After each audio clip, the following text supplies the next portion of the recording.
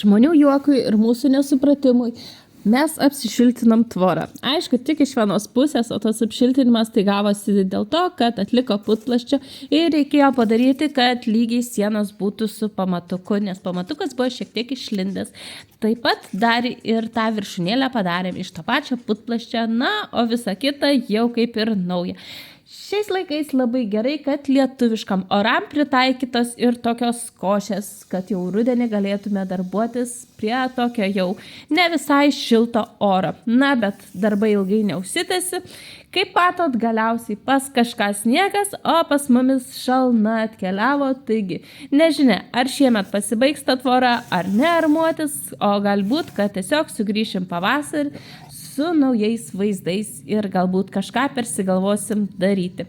Na, o šiam kartui tiek. Jeigu patinka, ką nors gali ir pakomentuoti.